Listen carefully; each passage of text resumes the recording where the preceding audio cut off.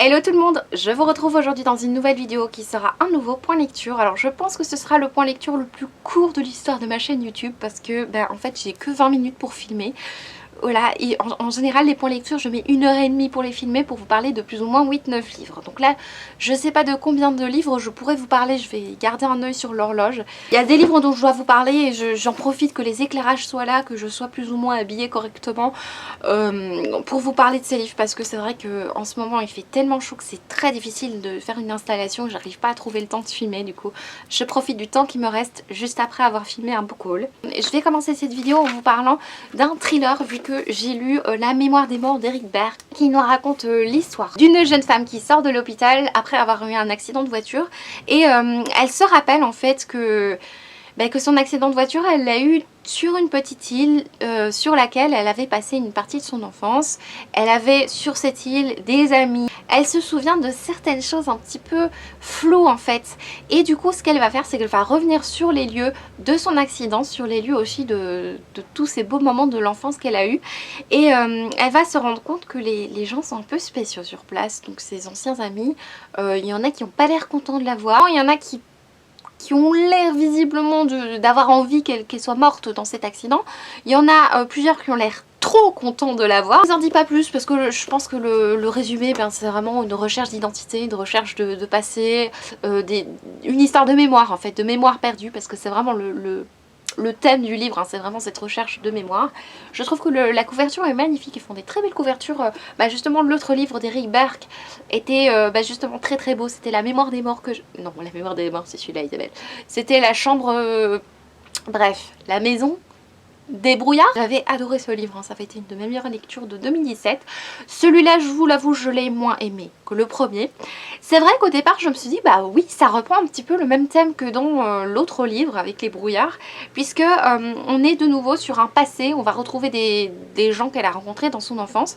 Et c'est un peu pareil, dans l'autre livre, on avait aussi des gens qui se connaissaient, qui s'étaient côtoyés dans l'enfance et qui se retrouvaient. C'est un petit peu le même thème, mais par contre, je me suis pas du tout retrouvée dans la même ambiance que l'autre livre. Au début, je me disais, bah voilà, c'est la même ambiance, mais en fait non, c'est vraiment très différent quand elle arrive sur l'île pour un petit peu enquêter. En fait on se rend compte que c'est vraiment très très différent parce que dans l'autre roman il y avait un côté très angoissant qu'il y a beaucoup moins dans ce livre, je trouve. Il y a vraiment des révélations assez surprenantes hein, dans ce livre que j'ai pas mal aimé. Mais par contre ce sera pas un coup de cœur parce que déjà il y a un personnage que j'ai vraiment pas aimé, une sorte de romance en fait qui s'installe entre deux personnages et j'ai tellement pas aimé ce personnage que j'ai pas du tout trouvé naturel en fait. J'ai trouvé ça un petit peu...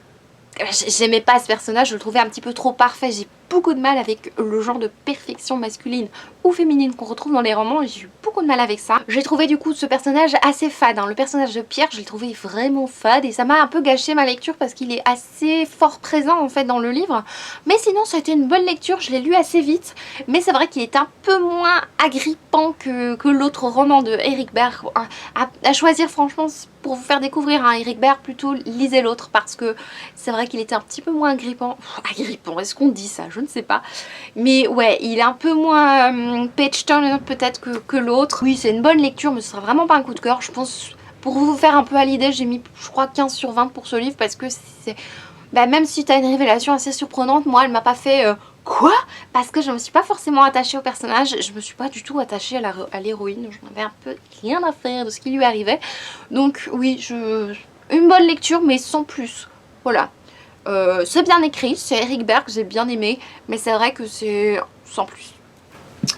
Bon, on va ensuite passer à un autre roman dont je dois absolument vous parler parce que c'est un roman que je dois rendre demain à la bibliothèque, donc si je ne vous en parle pas dans ce point de lecture, ce serait dommage.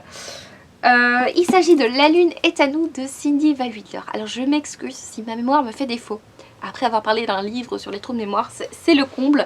Mais c'est vrai que je l'ai lu il y a quelques semaines. Et même si j'ai adoré ce livre, d'ailleurs ça a été une de mes meilleures lectures du mois d'avril, j'ai un peu oublié certaines choses. On va suivre une jeune femme qui est assez connue parce que sur les réseaux sociaux elle est assez connue vu qu'elle elle a un compte Instagram assez impressionnant. Et en fait elle se fait repérer par des jeunes femmes qui sont sur YouTube et elles veulent qu'elle intègre la chaîne YouTube qui s'appelle Les Trois Grâces. Et depuis qu'elle intègre plus ou moins cette chaîne YouTube elle se fait harceler de toutes parts. Déjà par l'ancienne Nana qui participait à cette chaîne YouTube, mais aussi par toutes sortes de fans et anti-fans, enfin vraiment des gens ignobles, et elle subit un harcèlement assez dégueulasse.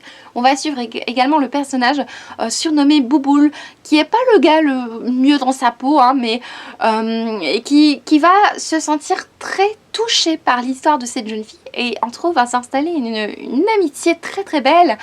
Et ce livre a pour moi été magnifique, ça a été une très très belle lecture.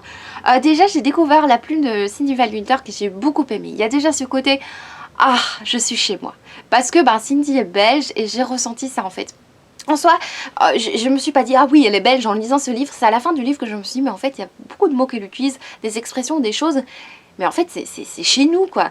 Et c'est vrai que ça fait du bien, et à la fin Cindy a fait tout un lexique pour expliquer, je trouve ça génial, pour expliquer aux Français qui vont lire son livre, parce que c'est chez Scrigno, voilà, je vais y arriver. C'est chez Scrigno qui est une maison d'édition française, et c'est vrai que je trouve ça génial d'avoir expliqué tout ce qui se passe en Belgique, des petites anecdotes mais aussi des choses vraiment super drôles sur l'histoire de la Belgique. Franchement j'ai beaucoup aimé ce côté là. J'ai beaucoup aimé la manière dont elle parle de la culture, du physique parfait, dont elle parle de la superficialité qu'il y a sur les réseaux sociaux de toutes parts, c'est épouvantable. J'aime beaucoup la manière dont elle en parle, c'est vraiment très bien exploité.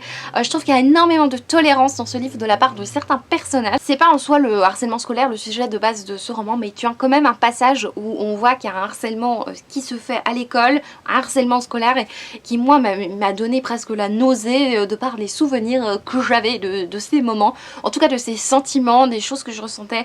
Et j'ai ressenti un énorme amour pour le personnage qui se surnomme Bouboule, parce que je me souviens plus de son prénom. Et oui, j'ai vraiment fortement ressenti ces passages que j'ai trouvé très très bien faits. La seule chose que je me suis dit, c'est que parfois dans la méchanceté des jeunes filles, parce qu'elles sont censées, je pense, avoir 17 ans, parfois je trouvais que ça allait très très loin. Est-ce que les jeunes filles peuvent être méchantes à ce point-là à 17 ans? Je ne sais pas. J'espère que non, je croise mes doigts pour que ce soit un petit peu exagéré, mais parfois il y a des choses qu'on lui dit à notre héroïne, je me dis mais c'est pas possible qu'on soit aussi méchant, qu'on soit aussi cruel. Mais enfin, c'est possible, hein, mais à 17 ans, je trouve que t'as quand même une certaine maturité pour éviter de dire ce genre de choses. Non, je sais pas. Personnellement, j'ai pas vécu le harcèlement scolaire à 17 ans, c'était plus jeune. Mais c'est vrai que, enfin, j'en sais rien. Est-ce que c'est possible, dites-moi en commentaire, d'être aussi méchant que les gens ont été dans ce livre? Parfois, des phrases qu'elles peuvent sortir, genre, la phrase c'est t'es grosse, tu feras rien dans la vie. Ou des choses, ou sur sa couleur de peau. Mon Dieu, des horreurs. Et je trouve que Cindy en parle avec tellement de puissance et tellement avec beaucoup de sensibilité. J'ai vraiment adoré ce livre, il m'a beaucoup touché. Je viens de parler du Dieu oiseau d'Aurélie Wellenstein qui est publié chez Scrigno, qui est un livre que j'ai acheté, j'ai lu assez vite depuis que je l'ai acheté, parce que c'est vrai que j'avais très envie de le découvrir.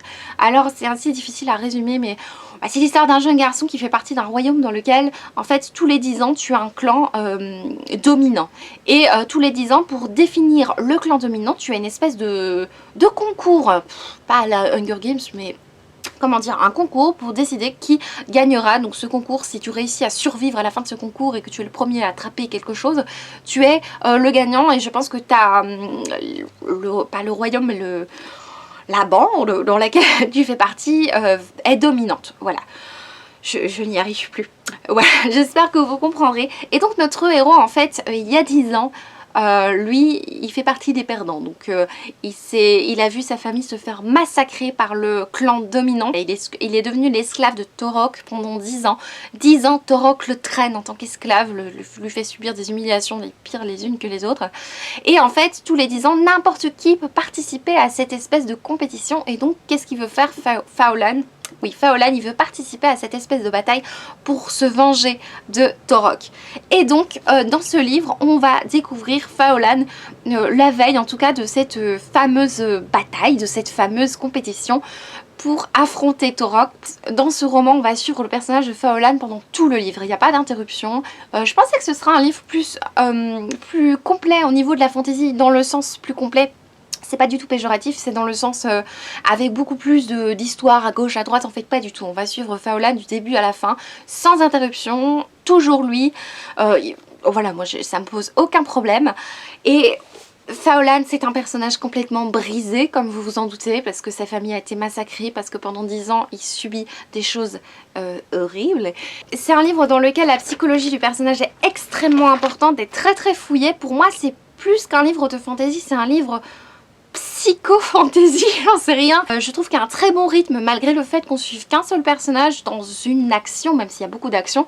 Le rythme est très très soutenu, c'est très intéressant, t'as toujours envie de tourner les pages. Je trouve que les actions sont crédibles par rapport à ce qu'a vécu Faolan. Je trouve que son personnage principal a été très très bien fouillé. Il fait des choses parfois assez folles, assez dégueulasses, mais qui sont totalement en accord en fait avec ce qu'il a vécu. Je me suis à aucun moment demandé mais pourquoi réagit-il comme ça. En considérant les 10 ans qu'il a passé, c'est pas le monde des bisounours. Enfin, ah, j'ai pas dit ça. Enfin, c'est pas un Disney quoi. Considérant tout ce qu'il a vécu, tout ce qu'il a subi, c'est normal que ce personnage soit complètement brisé. Et alors je voulais juste dire une petite chose. Si vous trouvez ce livre en rayon jeunesse, signalez-le parce qu'il n'a rien à faire là. Je suis allée à la FNAC l'autre jour, je l'ai vu dans le rayon jeunesse de la FNAC. Je trouve ça incompréhensible considérant des choses horribles qui se passent là-dedans. Franchement, je trouve que ça n'a rien à faire dans un rayon jeunesse. Ou alors, franchement, c'est exagéré quoi. Donc voilà, franchement c'est une lecture que j'ai beaucoup aimée, que je vous conseille. Alors âme sensible s'abstenir, tu as un passage quand même... Je peux pas t'en parler parce que je peux pas te dire ce qui se passe, mais t'as un passage dégueulasse quand même, hein. Même plusieurs. Mais sinon, ouais, c'est une bonne lecture, très intense, très... C'est pas de la fantaisie conventionnelle où on a un monde très complet, même si le monde est hyper intéressant en soi. J'ai envie d'en savoir plus sur le monde, c'est vrai. Mais c'est vrai que le but vraiment, c'est l'histoire de ce personnage. Et je pense une histoire de résilience aussi. Et ouais, j'ai adoré cette lecture. Je vais un tout petit peu vous parler, si j'en ai le temps, de Tortue à l'infini que j'ai terminé hier ou avant-hier, enfin j'ai terminé il y a peu de temps, publié chez Gallimard sur un livre de John Green. J'avais acheté ce livre sur un coup de tête. Voilà. C'est l'histoire d'une jeune fille qui est au lycée, qui a des tocs assez forts, hein. D'ailleurs je pense qu'elle est hypochondriaque. Alors je sais pas comment on prénomme son syndrome. Je pense qu'elle doit être hypochondriaque puisqu'elle imagine très souvent des bactéries, des maladies qu'elle pourrait attraper, des choses qu'elle pourrait avoir, mais aussi elle a une sorte de spirale dans sa tête, une spirale de pensée assez forte qui fait que elle ne réagit pas forcément comme toutes les autres personnes de son âge. Notre héroïne avait un ami quand elle était plus jeune, un gars super riche d'ailleurs, et elle apprend au début de l'histoire que le père de cet ami a disparu. Et elle va découvrir qu'elle sait quelque chose à ce sujet et qu'elle pourrait éventuellement empocher un petit morceau du pactole qui est prévu pour la personne qui aide ou qui retrouve ce personnage disparu. Donc tu as une sorte d'enquête, mais en même temps tu suis ce personnage principal qui est vraiment très atteint dans sa maladie, et j'ai trouvé justement le John Green très doué pour parler de cette maladie. Visiblement il est touché lui-même de TOC et il en parle très bien. Moi ce sera pas un coup de cœur, j'ai beaucoup aimé cette lecture pour le côté psychologique, j'ai trouvé ça très bien exploité, très bien mené, mais par contre je trouve que cette histoire d'enquête n'avait rien à faire là. Enfin, quand tu promets une enquête, fais quelque chose d'un peu mieux, ou alors ne promets pas une enquête, mais quand tu veux une enquête, tu lis du Franck Tillier quoi. Mais oui, ça n'a pas été une grande lecture. J'ai trouvé aussi qu'il y avait des moments un petit peu gnangnan. Je trouvais ça dommage parce qu'il y avait des moments d'une grande maturité. Et j'ai trouvé ce personnage bien approfondi au niveau de ses problèmes psychiatriques. Et dès que tu avais des sentiments amoureux... c'était gnangnan. Bon d'accord, c'est une adolescente, c'est un petit peu logique. Je pense qu'à son âge, je devais être aussi gnangnan, mais tu as quand même des passages où ils regardent les étoiles, le genre de truc que tu vois dans tous les romans jeunesse, ou alors ils aiment tous les deux la même poésie. Le genre de cliché qui m'embête un petit peu. Mais bon, c'est mignon, voilà, la petite romance est mignonne. Mais c'est vrai que ça aura vraiment pas été un coup de cœur, surtout que je vais me faire taper, hein, je sais, pour dire ce que je vais dire, mais c'est vrai que cette jeune femme est très centrée sur elle-même et j'ai beaucoup de mal avec ça, hein. Vous savez, les personnages qui pensent... Bon, bien sûr, elle a bien raison, hein, considérant les problèmes qu'elle a, mais c'est vrai qu'il y a des personnages secondaires et on se rend compte à un certain moment, les personnages secondaires lui disent « Mais tu sais, est-ce que tu es au courant de ce qui se passe dans ma propre vie à moi ?»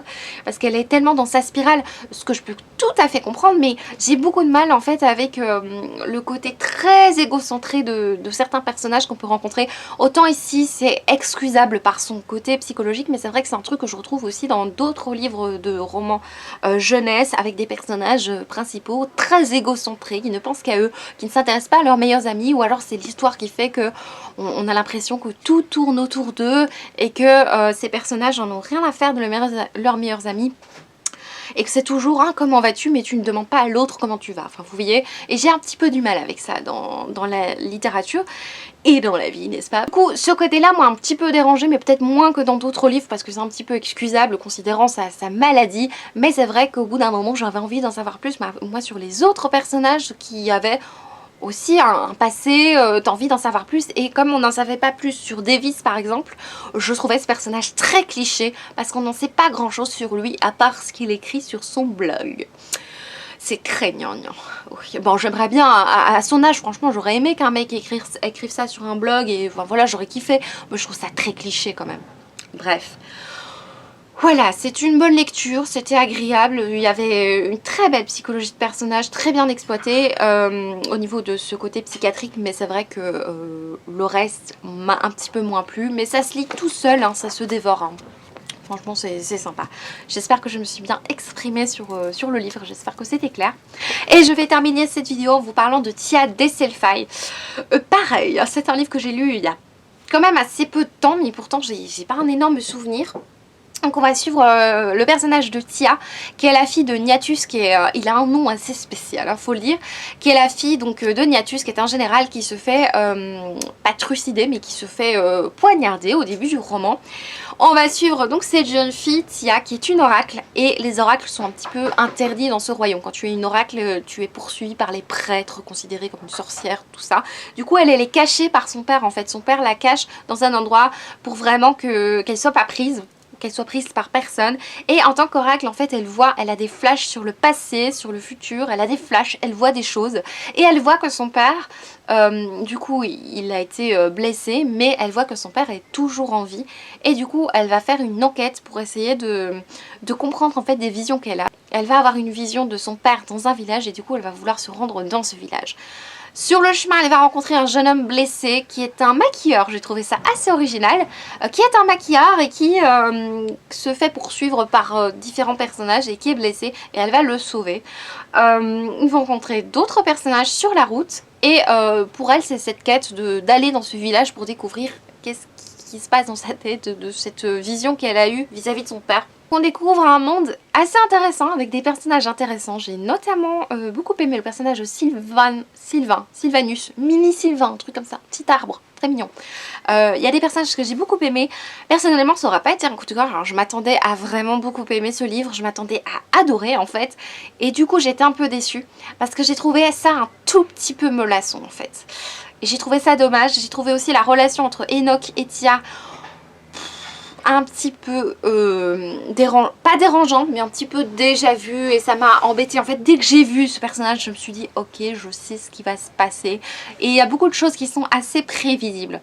Ceci dit, je n'aime pas, maintenant que j'ai un tout petit peu d'expérience dans la fantasy, je n'aime pas juger sur un premier tome parce que ça m'arrivait plusieurs fois de juger un premier tome, mais de quand même continuer, de me rendre compte que à partir du deuxième tome, ça devenait génial.